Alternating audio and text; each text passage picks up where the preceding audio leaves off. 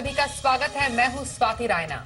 2023 की शुरुआत में कई फंड हाउस नए फंड की पेशकश कर रहे हैं और खास बात यह कि आने वाले न्यू फंड ऑफर में ज्यादातर स्कीम पैसिव या फिर इंडेक्स बेस्ड डेट कैटेगरी में शामिल है। मतलब आने वाले समय में डेट में निवेश के आपके पास कई मौके हैं। लेकिन सबसे बड़ी बात कि एनएफओ समय में क्या निवेश करना सही है, क्या स्ट्रैटेजी रखें एनएफओ में निवेश करने की, न्यू फंड ऑफर की खासियत क्या होती है, इन्हीं सवालों के जवाब लेते हैं। हमारे साथ दो खास मेहमान आज हैं। आपको 2023 के न्यू फंड ऑफर की हर एक डिटेल हम बताएंगे आज। वाइज इन्वेस्ट के सीईओ हेमंत रुस्तगी और प्रूडेंस वेल्थ के सीईओ कीर्तन शाह हमारे साथ हैं। हेमंत जी और कीर्तन, आप दोनों का बहुत स्वागत करते हैं मनी गुरु के आज के इस खास कार्यक्रम में। दोनों को ही नव वर्ष की बहुत बहुत शुभकामनाएं देते हैं। और new year and new fund offer, हमेशा हम देखते हैं कि नए साल की शुरुआत में फंड हाउसेज नए फंड्स की पेशकश करते हैं। इस बार कुछ खास है इस बार के एनएफओ में। जिस तरीके से पैसिव इन्वेस्टमेंट में निवेशकों का जो आकर्षण है बढ़ा है, शायद कंपनीज भी उन्हें भुना रही है। और खास तौर पर एक और चीज को वो भुना रही है, वो है हायर इंटरेस्ट रिजीम, जिसको देखते हुए हम काफी डेट फंड्स का के एनएफओज अब नए साल में देख रहे हैं। हेमंत जी, सबसे पहले एनएफओ जो है क्या खास आपको इस बार के न्यू फंड ऑफर में लग रहा है? क्योंकि बहुत सारे जो एएमसीज हैं वो इक्विटी एनएफओस तो ला ही रही है, पर ज्यादा हम इंडेक्स या डेट बेस्ड इंडेक्स बेस्ड या फिर पैसिव बेस्ड जो एनएफओस अब देखेंगे डेट में। स्वाति, आपने बिल्कुल ठीक कहा। आई थिंक इसमें दो तीन इंपॉर्टेंट एस्पेक्ट हमें देखना होगा। अगर हम नॉर्मल इक्विटी फंड्स की बात करें तो जैसे हमने देखा कुछ बैलेंस एडवांटेज फंड है, कुछ मल्टी कैप फंड्स हैं। देखिए, सेबी ने कहा है कि जो कुछ कैटेगरीज हैं इक्विटी फंड्स की, उनमें एक कैटेगरी में आप एक ही फंड कर सकते हो। तो कुछ फंड हाउसेज हैं जिनके पास कुछ गैप्स हैं इसके अंदर, तो obviously over a period of time वो उन गैप को पूरा करने की कोशिश करते हैं कि जो भी फंड उनकी बास्केट में नहीं है वो फंड लेके आते हैं। आई थिंक वो एक नॉर्मल प्रोसेस है, वो शायद कंटिन्यू हो रहा है और आगे जाके भी कंटिन्यू होगा। दूसरी तरफ आपने बिल्कुल सही कहा कि जो इंडेक्स फंड्स हैं या जो पैसिव फंड्स हैं, उसके दो तीन कारण है। एक तो जैसा आपने कहा कि शायद इन्वेस्टर्स का रुझान वहां पे ज्यादा हो रहा है, वो भी एक है। आई थिंक इंपॉर्टेंट चीज ये भी है कि वहां पे भी अगेन मुझे लगता है वो बास्केट को कंप्लीट करने वाली बात है, क्योंकि कुछ कैटेगरीज जहां पे सेबी ने आपको अलाउ किया एज ए फंड हाउस कि आप एक से ज्यादा फंड कर सकते हैं, वो है डेट। अगर हम जाए तो जैसे टारगेट मैच्योरिटी फंड्स हो गए एज ए फंड हाउस कि आप एक से ज्यादा फंड कर सकते हैं, वो है डेट। अगर हम जाए तो जैसे टारगेट मैच्योरिटी फंड्स हो गए या फिर फिक्स मैच्योरिटी प्लान्स हो गई। और इक्विटी में जो है हमने देखा काफी सारे इंडेक्सेस हैं जो इंडेक्स फंड या ईटीएफ उसको ट्रैक करते हैं, जैसे निफ्टी 50 हो गया, निफ्टी 100, सेंसेक्स, NV20, बहुत सारे इंडेक्सेस हैं। I think over a period of time हम क्या देख रहे हैं कि क्योंकि वहाँ पे गैप्स हैं फंड हाउसेस के बाद, वो उसको पूरा करने के लिए वो फंड आ रहे हैं, क्योंकि वहाँ पे कोई रिस्ट्रिक्शन नहीं है। और दूसरी बात जाहिर सी है, जिसके थोड़ा इंटरेस्ट भी वहाँ पे ज्यादा है, तो वो भी हो रहा है। On the debt side again हम देख रहे हैं कि वहाँ पे जो पैसिव फंड्स है, पहले क्या होता था कि जब इंटरेस्ट रेट ऊपर होते थे तो लगता था कि ऑलमोस्ट पीक पे है, तो जो टॉप मोस्ट प्रायोरिटी थी इन्वेस्टर्स की वो रहती थी और फंड हाउसेस की भी रहती थी, वो थी फिक्स मैच्योरिटी प्लान।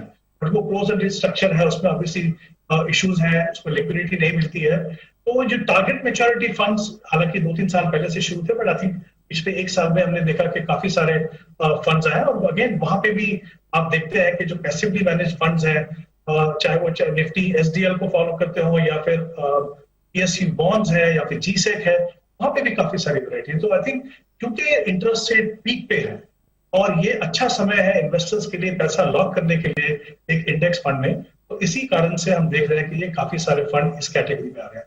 तो ये 2-3 कह सकते हैं ब्रॉडली कारण है कि हम देख रहे हैं कि किस तरह के जो एनएफओ है वो मार्केट में लॉन्च हो रहे हैं। तो एनएफओ बेसिकली उस एक पर्टिकुलर सीजन का मूड भी बयां करता है। कीर्तन, मतलब हम इसको इस तरीके से समझे, अगर इक्विटी में हमने देखा उतना मनचाहा रिटर्न नहीं मिल पाया, इतनी ज्यादा बाजार में वॉलेटिलिटी साल 2022 में रही है, 23 में भी कुछ ऐसे ही वॉलेटिलिटी रहने के संकेत तमाम एक्सपर्ट्स ने भी दिए, लेकिन डेट का बाजार शायद गुलजार रह सकता है। और यही एक मूड जो भापा एएमसीज ने भी जैसा हेमंत जी भी बता रहे हैं कि कई target maturity funds, basically target maturity funds का बाजार काफी ज्यादा बजिंग हमें लग रहा है। यही एक रीजन है कि कई जो एएमसीज है वो बहुत सारे target maturity funds new fund offer के जरिए लेकर आए हैं, जिसमें फिर एफएमपीज भी शामिल है, कुछ मल्टी एसेट है, कुछ लॉन्ग ड्यूरेशन फंड्स है और एक आध बैलेंस एडवांटेज फंड भी है। सो दैट मीन्स जो मूड और माहौल है वो साल 2023 के लिए हम कुछ इस तरीके से सेट माने कि साल 2023 मोर और लेस डेट में ज्यादा पैसा कमाने का साल रह सकता है। स्वाति जी, आई थिंक आपने सही चीज को आइडेंटिफाई किया है, क्योंकि देखिए एज एन एएमसी आप जब भी नया फंड लॉन्च करने की कोशिश करते हैं, आपका ऑब्जेक्टिव यही होता है कि आप ज्यादा से ज्यादा पैसा अट्रैक्ट कर पाए अपनी स्कीम को। तो ऑफ कोर्स एएमसी दो चीजों को ध्यान में रखकर नई एनएफओस को निकालते हैं। जैसे हेमंत जी ने भी एक पॉइंट आइडेंटिफाई किया, ये है कि आज जो सेबी रेगुलेशंस के हिसाब से उनके पास स्पेस कौन सा है। अभी देखिए, अगर लार्ज कैप में सेबी कहता है कि आपके पास एक ही फंड हो सकता है, तो आप उसमें दूसरा एनएफओ नहीं ला सकते।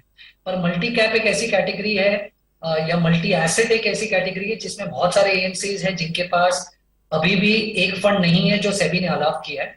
तो क्योंकि उनको वो गैप्स दिख रहे और वो एनएफओस ला रहे यहाँ पर, तो एक चीज तो ये डेफिनेटली, जैसे हेमंत जी ने भी कहा कि जिन एएमसीज के पास गैप है उन एएमसीज के ज्यादा एनएफओस आएंगे, क्योंकि उनके पास वो अपॉर्चुनिटी है ज्यादा मार्केट में एनएफओस लाकर पैसा इकट्ठा करने की। अब आपका जो दूसरा पॉइंट था वो मैं डेफिनेटली अग्री करूंगा। देखिए, जो भी चीज चलने वाली है या जो भी चीज चल रही है उसी के ऊपर ज्यादा से ज्यादा एनएफओस आते हैं। तो अगर मार्केट बहुत अच्छा कर रहा है तो आप देखेंगे बहुत सारे इक्विटी एनएफओस आएंगे। अगर मार्केट अच्छा नहीं कर रहा, राइट, तो आप देखेंगे बहुत सारे डेट एनएफओस आएंगे। तो यही हो रहा है। आपने देखा 2022 उतना ज्यादा रोमांचक नहीं था रिटर्न्स के मामले में, और क्योंकि आज जनरल अंडरस्टैंडिंग ये है कि इंटरेस्ट रेट्स पीक हो जाएंगे बहुत जल्दी, तो आपको आज के ज्यादा इंटरेस्ट रेट्स को लॉक करके इन्वेस्टर्स को ये बताना है कि आप एफडी मत कीजिए, आप एक टारगेट मैच्योरिटी फंड कर लीजिए जिसमें अगर आप आज निवेश करेंगे तो आपको 7, 7.5, 8% तक का रिटर्न मिल जाएगा। और क्योंकि ये म्यूचुअल फंड है और आप 3 साल से ज्यादा रहेंगे तो इंडेक्सेशन का एडवांटेज मिल जाएगा। तो क्योंकि ये अपॉर्चुनिटी आज अवेलेबल है और एएमसीज के पास ऐसी कोई रोक टोक नहीं है कि आप एक ही टारगेट मैच्योरिटी फंड ला सकते हैं, तो हर कोई ये कोशिश कर रहा है कि ज्यादा से ज्यादा टारगेट मैच्योरिटी फंड्स लाकर ज्यादा से ज्यादा पैसा पॉकेट करने की कोशिश की जाए, क्योंकि शायद 2023 में आपकी इक्विटी से उतनी ज्यादा एक्सपेक्टेशन ग्लोबल माहौल को देखकर नहीं लग रही। एब्सोल्युटली। लेकिन ये तो अच्छी बात है कि नए नए फंड्स आ रहे हैं, एक जो पूरा बाजार है वो और भी ज्यादा एक्सपैंड हो रहा है, निवेशकों के पास मौके भी काफी ज्यादा आ रहे हैं, उनके पास ऑप्शंस काफी ज्यादा अवेलेबल हैं इन टर्म्स ऑफ इन्वेस्टमेंट। पर हेमंत जी, जब कोई फंड नया होता है या जब कोई कंपनी एनएफओ में जब एक फंड को ऑफर कर रही है, तो सबसे पहला सवाल यही होता है कि क्या एक निवेशक को एनएफओ पीरियड में उस फंड में निवेश करना चाहिए कि नहीं चाहिए? ये सबसे बड़ा क्वेश्चन है जो अभी सबके सामने है। जी बिल्कुल ठीक है। देखिए, हमने अभी डिस्कशन की हमने कि म्यूचुअल फंड्स क्या कर रहे हैं कि उनको लगता है कहां पे अपॉर्चुनिटीज है उनके लिए और कहां पे अपॉर्चुनिटीज है इन्वेस्टर्स के लिए, specially on the debt side. But equity में वो क्या कर रहे हैं, अपने जो बास्केट में जो गैप्स हैं वो पूरा रेंज पूरा कंप्लीट करने के लिए वो अपने न्यू फंड ऑफर लेके आ रहे हैं। एज एन इन्वेस्टर आपको ये देखना है कि आपके लिए सबसे इंपॉर्टेंट फैक्टर जो होना चाहिए वो होना चाहिए सूटेबिलिटी। पहली बात कि सिर्फ ये नहीं कि फंड हाउस का एक नया फंड आया तो आप उसको उसमें इन्वेस्ट कर दें। आपको देखना है कि वाकई में पहली बात आपके पास आपके पोर्टफोलियो में उस फंड के लिए जगह है। दूसरी बात, वो जो एनएफओ आ रहा है, वो जो कैटेगरी में आ रहा है, क्या उसमें और फंड है ऑलरेडी जिनके पास एक प्रूवन ट्रैक रिकॉर्ड है जिसको आप प्रॉपर्ली एनालाइज करके सही तरीके से आप सेलेक्ट कर सकते हैं। तो मेरा ये मानना है कि जनरली स्पीकिंग इन्वेस्टर्स को ये समझना है कि ये एनएफओ पीरियड जो है वो, स्पेशली अगर हम ओपन एंडेड फंड्स की बात करें तो उसके लिए स्टार्टिंग पॉइंट है।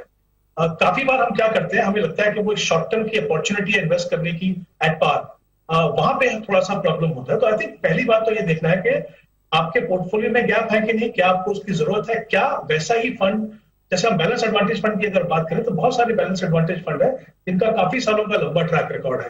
और कोई कारण नहीं है कि जब तक आप किसी बैलेंस एडवांटेज फंड में पोर्टफोलियो नहीं देखें आप उसमें इन्वेस्ट करें। कभी कभी क्या होता है, हम देखते हैं कि किसी फंड मैनेजर का ट्रैक रिकॉर्ड दूसरे किसी फंड में अच्छा रहा तो हमें थोड़ा कॉन्फिडेंस तो आता है, लेकिन जब तक आप पोर्टफोलियो नहीं देखें तो आप इन्वेस्ट नहीं करें। तो ये इंपॉर्टेंट है समझना कि एनएफओ पीरियड जो है किसी भी फंड के लिए स्टार्टिंग पॉइंट।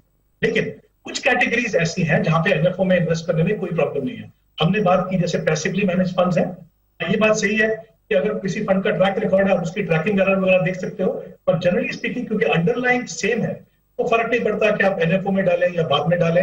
या एफएमपी जो है, एफएमपी सिर्फ आप एनएफओ में ही कर सकते हैं, जो सेकेंडरी मार्केट का रूट है वहां लिक्विडिटी नहीं मिलेगी, आपको खरीदने में मुश्किल होगी। सिमिलरली अगर आप टारगेट मैच्योरिटी फंड्स की बात करें तो वहां पे आपको एनएफओ में इन्वेस्ट करने की प्रॉब्लम नहीं। सिर्फ इशू ये है कि जब आप एक नॉर्मल इक्विटी फंड में जाते हैं या किसी सेक्टर फंड या थीमेटिक फंड में जाते हैं तो सूटेबिलिटी आपका टॉप मोस्ट क्राइटेरिया होना चाहिए। ओके, सूटेबिलिटी एक क्राइटेरिया है सबसे मोस्ट इंपॉर्टेंटली हेमंत जी जो आपने आइडेंटिफाई किया एनएफओ में निवेश करने से पहले। पर एनएफओ पीरियड में उसमें मैं चाहती हूँ कीर्तन आप अपने पॉइंट्स ऐड करें अगर, और एनएफओ पीरियड में किसी फंड में निवेश करने के फायदे क्या हो सकते हैं और डाउन साइड्स भी क्या हो सकते हैं। क्योंकि यूजुअली जैसे कहा जाता है जैसे नॉर्मल इक्विटी फंड में आप एक ट्रैक रिकॉर्ड बिल्डअप होने का इंतजार करते हैं कि हाँ 2-3 साल का ट्रैक रिकॉर्ड बना और उसके बाद आपको मालूम चला कि हाँ इस फंड ने कैसे प्रदर्शन किया है, तब आप उसमें जाके निवेश करें। तो पॉसिबल डाउन साइड्स या उसके फायदे एनएफओ पीरियड में निवेश करने के निवेशकों के लिए क्या हो सकते हैं? देखिए स्वाति जी, मुझे ऐसा लग रहा है कि अगर आप एनएफओ में निवेश करने की कोशिश कर रहे हैं और जैसे हेमंत जी ने भी राइटली आइडेंटिफाई किया, अगर मान लीजिए मेरे पास ऑलरेडी 20 फंड्स है जिनके पास 5 साल 7 साल 10 साल या 15 साल की हिस्ट्री है, राइट, तो मेरे लिए कोई लॉजिक नहीं बनता कि मैं एक नए फंड में पैसा लगाऊं जबकि मुझे पता भी नहीं है कि वो फंड पैसा लेकर कौन से स्टॉक्स में और कैसे और क्या निवेश करने वाला है। और ना मेरे पास ये हिस्ट्री है ये कॉन्फिडेंस लाने के लिए कि अगर हिस्टोरिकली मार्केट में डाउन ट्रेंड आया था या ड्रॉडाउन्स थे तो इस फंड ने उस समय पे कैसे परफॉर्म किया था और कैसे ड्रॉडाउन्स को हैंडल किया था। देखिए, आप जब भी निवेश करने की कोशिश करते हैं इक्विटी फंड्स में, मुझे ऐसा लग रहा है कि रिटर्न्स देखने से ज्यादा आपको ये देखना है कि इस फंड मैनेजर ने जो ऑब्जेक्टिव था स्कीम का, उस ऑब्जेक्टिव को कितनी अच्छी तरीके से निभाया जब मार्केट्स ऑपोजिट डायरेक्शन में जा रहे हैं। अब ये सब डेटा आपको एक एग्जिस्टिंग फंड में डेफिनेटली मिल सकता है, पर एक नए फंड में आपको इस चीज के बारे में कोई अंदाजा नहीं है। तो मुझे ऐसा लग रहा है कि एनएफओ में तभी निवेश करना चाहिए कि अगर एक प्रोडक्ट ऐसा आ रहा है जो शायद एग्जिस्टिंगली मार्केट में अवेलेबल नहीं है। तो मान लीजिए अगर मैं आपको कहूं कि IIFL का, if I am not wrong, एक पैसिव ELSS आया था जो मार्केट में बहुत सारे ELSS स्कीम पैसिव में नहीं है, तो प्रोबेबली ये एक ऐसी थीम है कि शायद पैसिव में बहुत सारे ELSS फंड्स मार्केट में ऑलरेडी नहीं है, तो आपको ऐसा शायद लगे कि ये वाला थीम अच्छा है और इस थीम में मुझे पैसा लगाना चाहिए क्योंकि बहुत सारे पैसिव फंड्स नहीं है। तो एनएफओ में जब भी निवेश करें तो सूटेबिलिटी जो हेमंत सर ने कहा उसके अलावा ये चीज डेफिनेटली देखिए कि क्या जो थीम या जो एनएफओ आ रही है ये थीम एग्जिस्ट कर रही है मार्केट में, और अगर एग्जिस्ट कर रही है ऑलरेडी तो मुझे नए फंड में जाकर कोई फायदा नहीं होने वाला है। तो एनएफओ में अगर एक नई थीम आ रही है जो एग्जिस्टिंगली अवेलेबल नहीं है, उस थीम पे डेफिनेटली आप सोच सकते हैं पैसा निवेश करने के लिए। ये इक्विटी पे है।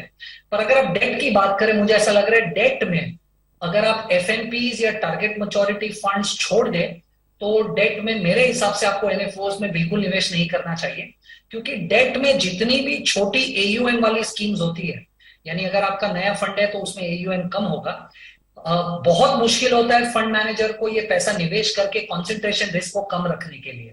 तो मान लीजिए अगर आपके एनएफओ ने सिर्फ 200 करोड़ रुपया इकट्ठा कर पाया और अगर एक बॉन्ड में पैसा निवेश करने के लिए 20 करोड़ रुपया लग जाता है, तो शायद आप अपने पोर्टफोलियो में 8 या 10 स्कीम से ज्यादा या बॉन्ड से ज्यादा आप पैसा एलोकेट ही नहीं कर पाएंगे, जिससे कॉन्सेंट्रेशन रिस्क इतना बढ़ जाता है। मुझे ऐसा लग रहा है कि डेट में अगर एफएमपी और आप टारगेट मैच्योरिटी फंड्स को छोड़ दे तो आपको लार्जली डेट में एनएफओ से दूर रहना चाहिए। और इक्विटी में भी अगर आपको कोई एक ऐसा थीम मिल रहा है जो एग्जिस्टिंग नहीं है मार्केट में, तभी आप एनएफओस को देखिए, वरना एनएफओस में पैसा निवेश करने का मुझे बहुत ज्यादा कोई एडवांटेज नहीं दिखता। जी, तो बाजार में एनएफओ की बहार जरूर है, पर अपने सूटेबिलिटी के हिसाब से आप एनएफओ को सिलेक्ट कीजिए। ये तो रही बात एनएफओ पर, मतलब न्यू फंड ऑफर, जो कि नए साल में सबके लिए अलग अलग एएमसीज लेकर आई हैं। एक ब्रेक के लिए यहां पर रुकेंगे। ब्रेक के बाद जानना बेहद जरूरी है, जब आप पोर्टफोलियो बनाने के लिए फंड का सिलेक्शन करने के लिए जाते हैं, तो क्या आपका रहता है पहला पैमाना? क्या सिर्फ आप प्रदर्शन के आधार पर ही अपना फंड सिलेक्ट करते हैं, और क्या ये सही स्ट्रैटेजी है? इस पर करेंगे चर्चा। म्यूचुअल फंड गाइड में बने रहिए हमारे साथ। म्यूचुअल फंड गाइड में आज हम समझेंगे क्या पिछले प्रदर्शन के आधार पर आपको किसी फंड को सिलेक्ट करना चाहिए। इक्विटी पोर्टफोलियो बना रहे हो, डेट पोर्टफोलियो बना रहे हो, तो नए साल में फंड का सिलेक्शन करने का सही तरीका क्या हो, ये समझते हैं। हमारे साथ शो में लगातार बने हुए हैं वाइज इन्वेस्ट के सीईओ हेमंत रुस्तगी और क्रेडेंस वेल्थ के सीईओ कीर्तन शाह से हम कर रहे हैं खास चर्चा।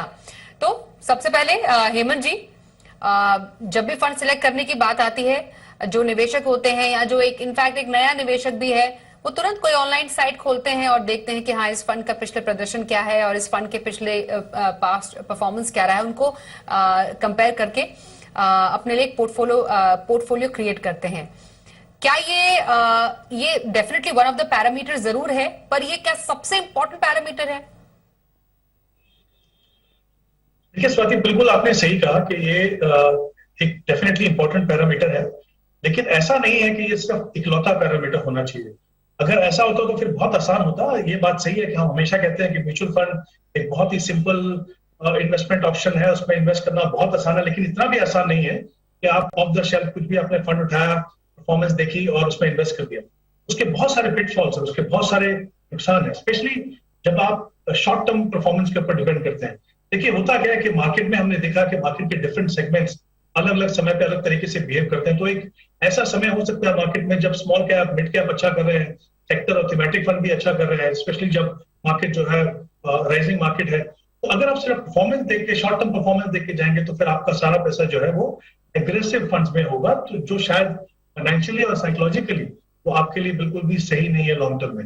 वैसे ही अगर आप देखें कि अच्छा फंड है, लेकिन कभी कभी मान लीजिए कुछ क्वार्टर्स उस फंड ने अच्छा नहीं किया, क्योंकि जो पैसा है कुछ सेट ऑफ सेक्टर से दूसरे सेट ऑफ सेक्टर्स में मूव करता है, तो इसका मतलब ये नहीं कि अगर जिस फंड ने कंसिस्टेंटली इतने लंबे समय से परफॉर्म किया, अगर कुछ क्वार्टर्स में नहीं किया तो वो खराब फंड हो गया। तो आई थिंक शॉर्ट टर्म में परफॉर्मेंस देखने से सबसे बड़ा नुकसान ये है कि जैसे मैंने कहा कि अगर आप गिरते बाजार में कर रहे हैं तो आप इक्विटी में पैसा नहीं लगाएंगे, तो या तो फिर आप अपने पोर्टफोलियो को बहुत ज्यादा एग्रेसिव बना देंगे, क्योंकि फिर आप राइजिंग मार्केट में देख लेंगे कहाँ पे पैसा ज्यादा बन रहा है, या फिर बहुत ही ज्यादा कंजर्वेटिव हो जाएंगे, तो उसका खामियाजा जो है आपको लॉन्ग टर्म में उसका भरना पड़ेगा। तो इंपॉर्टेंट चीज है कि आप ये समझिए कि एक पैरामीटर है, और अगर देखना भी है आपको तो लॉन्ग टर्म की परफॉर्मेंस को देखिए, क्योंकि जैसे पहले हमने बात की शो में कि जब हम लॉन्ग टर्म परफॉर्मेंस देखते हैं तो हम देखते हैं कि डिफरेंट मार्केट फेजेस में फंड ने किस तरीके से डाउन टर्म में और राइजिंग मार्केट में किस तरीके से बिहेव किया। तो परफॉर्मेंस एक पैरामीटर जरूर है, लेकिन इकलौता पैरामीटर कभी भी नहीं होना चाहिए। ओके कीर्तन, जिन लोगों ने मानिए साल 2020, 21 या 22 में अपना पोर्टफोलियो, इक्विटी पोर्टफोलियो की चलिए पहले बात करते हैं, उन्होंने बनाया, और जो अब अपना पोर्टफोलियो 2023 ऑनवर्ड्स बनाएंगे, उसमें क्या डिफरेंस होगा? बेसिकली जब हम एक इक्विटी पोर्टफोलियो, जब इक्विटी फंड सिलेक्ट करते हैं अपने पोर्टफोलियो के लिए, तो कौन सी स्ट्रैटेजी है या कौन से ऐसे स्टाइल है, कौन सा ऐसा तरीका है जो एक निवेशक को ध्यान में रखने की जरूरत है? क्योंकि यहाँ अब हम प्रदर्शन की बात नहीं कर रहे हैं, बाकी फैक्टर्स की बात कर रहे हैं। स्वाति देखिए, होता यह है कि अगर आप पिछले 1 साल 3 साल का परफॉर्मेंस देखकर अगर फंड चूज करेंगे, तो इनवेरिएबली हो ये जाएगा कि आपके पोर्टफोलियो में एक स्टाइल के फंड्स आ जाएंगे। देखिए 3 स्टाइल के फंड्स है या 3 स्टाइल है इन्वेस्टमेंट्स की जो फंड मैनेजर्स आज म्यूचुअल फंड में यूज करते हैं। आप एक को कहते हैं वैल्यू स्टाइल, दूसरे को कहते हैं ग्रोथ स्टाइल, और तीसरे को कहते हैं मोमेंटम स्टाइल। देखिए ये तीनों स्ट्रेटजीज अलग अलग मार्केट सिचुएशंस में और इकोनॉमिक सिचुएशंस में अलग अलग तरीके से काम करती है, राइट। अब होता क्या है, अगर आप पिछले 1 या 2 साल को देख ले, वैल्यू स्टाइल चल रहा है, तो अगर आप पिछले 1 या 2 साल का रिटर्न देखेंगे, आपको सब फंड्स ऐसे मिलेंगे जिन्होंने अच्छा परफॉर्म किया जो वैल्यू स्टाइल ऑफ इन्वेस्टिंग करते हैं। अगर आप उन सब फंड्स को आपके पोर्टफोलियो में ऐड कर लेंगे तो आपके पोर्टफोलियो में सिर्फ वैल्यू स्टाइल ऑफ इन्वेस्टिंग के फंड्स आ जाएंगे। अब देखिए, अगर मैं आपको एक एग्जांपल दूं, जब भी मार्केट एक्सपेंसिव लगता है, यानी हिस्टोरिकल वैल्यूएशन से आपको लग रहा है कि मार्केट थोड़ा सा महंगा है, थोड़ा सा हायर लेवल्स पे ट्रेड कर रहा है, आप देखेंगे उस समय पे ज्यादा से ज्यादा पैसा वैल्यू स्टॉक्स में लगता है, क्योंकि फंड मैनेजर भी एक सस्ता स्टॉक ढूंढने की कोशिश कर रहे हैं। तो जब मार्केट्स एक्सपेंसिव होते हैं तो उस समय पे वैल्यू स्टॉक्स में पैसा ज्यादा निवेश होता है, जिसकी वजह से वैल्यू एज अ थीम अच्छा करने लगता है। इनवर्सली, जब भी आपको लगे कि मार्केट सस्ता है, गिर चुका है for whatever reason, global reason भी हो सकता है, उस समय पे ज्यादा से ज्यादा पैसा ग्रोथ या मोमेंटम जैसे स्टॉक्स में लगता है। तो मार्केट अगर सस्ता है और वहां पर आप ग्रोथ या मोमेंटम वाले स्ट्रेटेजी वाले फंड्स में पैसा लगाएंगे तो वो फंड्स अच्छा करते हैं। पर देखिए, एज अ रिटेल इन्वेस्टर आपको ये आइडेंटिफाई कर पाना कि मैक्रो सिचुएशन क्या है और उस समय पे कौन सा फंड चले, मुझे ऐसा लग रहा है कि काफी मुश्किल है एज अ रिटेल इन्वेस्टर्स आप ये कर पाए।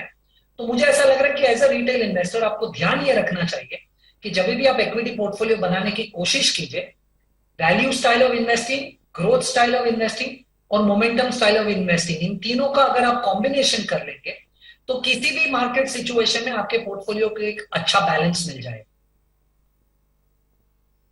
बिल्कुल। और हेमंत जी, इसमें एसेट एलोकेशन भी काफी इंपॉर्टेंट है। एक बार आपने एसेट एलोकेशन को समझ लिया है कि हाँ, आपको कैसे एलोकेट करना है अलग अलग एसेट्स को, तब काफी ज्यादा इजी हो जाता है किसी पोर्टफोलियो को क्रिएट करना और फंड्स को सिलेक्ट करना। जी बिल्कुल। देखिए, इन्वेस्टमेंट, स्पेशली जब हम म्यूचुअल फंड इन्वेस्टमेंट की बात करते हैं तो एक वहां पे एक प्रोसेस है। जैसे आप पहले अपनी एसेट एलोकेशन देखते हैं, फिर देखते हैं कि ऐसे कौन से फंड्स हैं कि जो मैंने एसेट क्लासेस चुनी है, जिस प्रोपोर्शन में चुनी है, मुझे बेस्ट कहां से रिजल्ट मिल सकता है। तो फिर पहला स्टेप आपका एसेट एलोकेशन, फिर आपका स्टेप होता है फंड की सिलेक्शन। प्रॉब्लम क्या है, जब आप खाली परफॉर्मेंस को देखते हो तो आप सीधे सीधे जो है फर्स्ट स्टेप अपना सिलेक्शन को बना देते हो। तो कहीं ना कहीं जो भी आपका एक रिस्क एक्सेप्टिंग लेवल है, वो कहीं ना कहीं आप उसको साइड लाइन कर देते हैं। और फिर जैसे मैंने पहले कहा कि या तो अपने पोर्टफोलियो को बहुत ज्यादा एग्रेसिव बना देते हैं या तो फिर बहुत ज्यादा कंजर्वेटिव बना देते हैं। तो आई थिंक इट्स इंपॉर्टेंट है कि हम एक प्रोसेस को फॉलो करें। जैसे हम हमेशा बात करते हैं कि एसेट एलोकेशन को फॉलो कीजिए, फिर अगर देखना है आपको फंड में तो कंसिस्टेंसी देखिए। कंसिस्टेंसी परफॉर्मेंस की तो है ही, उसके अलावा जो फंड की जो फिलॉसफी है, जो स्ट्रेटेजी है, वो कितनी कंसिस्टेंसी से फॉलो करती है। आप किसी भी ऐसे फंड में इन्वेस्ट नहीं करना चाहोगे जहां पे हर 6 महीने के बाद या 3 क्वार्टर के बाद आपको पोर्टफोलियो बिल्कुल डिफरेंट लगे। ये बात सही है कि कुछ पोर्टफोलियो में बदलाव करने जरूरी होते हैं, लेकिन ऐसा नहीं होना चाहिए कि पोर्टफोलियो बिल्कुल डिफरेंट लगे, आपको पता ही नहीं चले कि क्या यही फंड था जिसमें आपने इन्वेस्ट किया था। तो कहीं ना कहीं इंपॉर्टेंट है कि आप कंसिस्टेंसी को देखें, जैसे मैंने पहले कहा, सूटेबिलिटी को देखें। और अगर इनफैक्ट इसी में अगर मैं ऐड करना चाहूँ, तो अगर हम डेट फंड की बात करें, इनवर्स रिलेशनशिप है, हमको पता है इंटरेस्ट रेट और बॉन्ड प्राइसेस का। अगर आज मैं पिछले 1 साल की परफॉर्मेंस देखूं तो मैं डेट फंड में इन्वेस्ट नहीं करूंगा, जबकि हमने अभी बात की कि एफएमपीज और जो टारगेट मैच्योरिटी है वो एक अच्छी खासी एक अपॉर्चुनिटी है डेट इन्वेस्टर्स के लिए। तो इंपॉर्टेंट है कि जो और दूसरे फैक्टर्स हैं उनको भी उतनी तवज्जो दीजिए जितनी आप परफॉर्मेंस को देते। बिल्कुल। कीर्तन, वेरी क्विकली, क्योंकि समय कम है, क्योंकि डेट की यहाँ पर बात हुई। सो 2023 में ऑफ कोर्स जैसा हेमंत जी ने बोला 2022 जैसा सिचुएशन नहीं है। 23 में फिक्स्ड इनकम को का फंड या फिर बेसिकली डेट इन्वेस्टमेंट को चुनने के पीछे के मेन फैक्टर्स क्या होने चाहिए?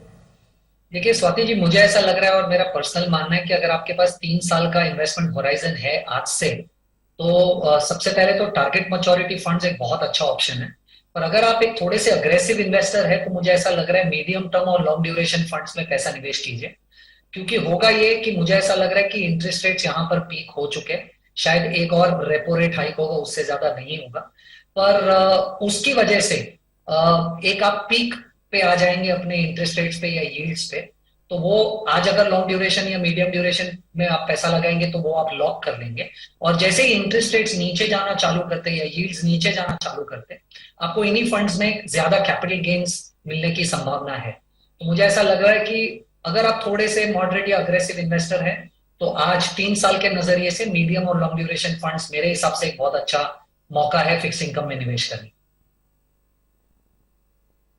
ओके, तो फिक्स इनकम में मीडियम से लॉन्ग ड्यूरेशन डेट फंड में निवेश करने का सही मौका लग रहा है कीर्तन को यहाँ पर।